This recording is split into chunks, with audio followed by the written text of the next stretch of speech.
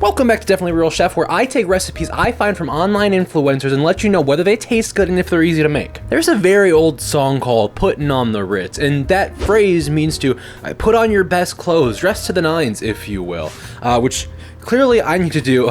Ugh, I look like shit. The song "Puttin' on the Ritz" was sung by some old white guy, aka a cracker. Puttin' on the Ritz. Ritz. Cracker. Ritz crackers. Today's recipe is a Ritz cracker apple pie. Roll the intro. I don't have an intro. When I say Ritz cracker apple pie, you might think perhaps the crust is made out of Ritz crackers, or perhaps there's some kind of cracker crumble situation on top, when in reality, you're wrong and stupid for thinking that. A Ritz cracker apple pie is actually not an apple pie at all, because all of the apple has been replaced with Ritz crackers. I originally saw this recipe on the account @allrecipes on Instagram. Do you really think they have all the recipes on that account? That must be a lot of posts. I tried looking up Ritz cracker apple pie on Google, but all the results said mock apple pie. Why would I mock the apple pie? That just feels mean. So without further ado, let's get into the ingredients. Today you're gonna need butter, Ritz crackers, cinnamon, lemon juice, pie crust, cream of tartar, sugar, and brown sugar. We'll begin this recipe by pouring 2 cups of water, 1 cup of sugar, and 2 teaspoons of cream of tartar in a large pot, then putting it over medium-high heat, stirring while it cooks so it all dissolves together.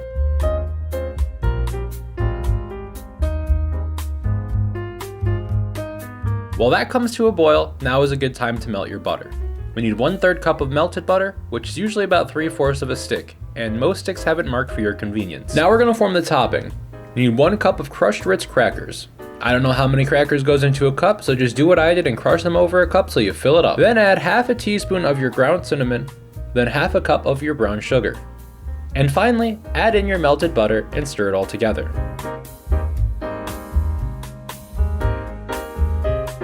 Once your water comes to a boil, you're going to want to reduce heat and drop 30 buttery crackers into the water, stirring gently so they are all submerged. Be careful when doing this, as we don't want to decimate these crackers, we want to keep them as solid as possible. After about 5 minutes of soaking, pour the mixture into your pie crust. Once it's in there and spread fairly evenly, sprinkle a few tablespoons of lemon juice on top of it, as well as some ground cinnamon. Evenly coat the top with your crushed topping.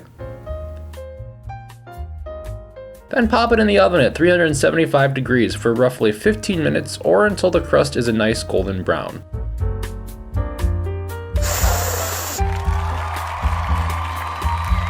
Pie, son, and honestly, it smells pretty good. I haven't been this excited to eat something on this channel in a good while, actually. The Doritos pie casserole was fun, but I don't know if I would say I was actually excited to eat it, more so just that I wasn't dreading it. I don't think I have a pie cutter. Yeah, nope, doesn't look like I have a pie cutter. You're a pie cutter now. Maybe I'm the pie cutter.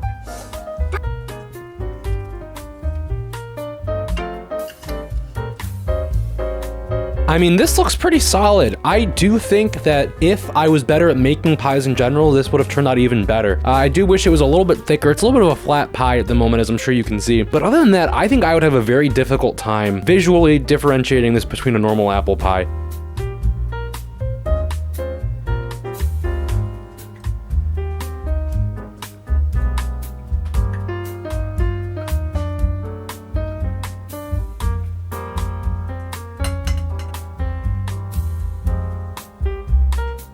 I don't really think it's a good idea to go into food reviews like this with high expectations, especially when you're taste testing something weird. But this hit my expectations quite nicely.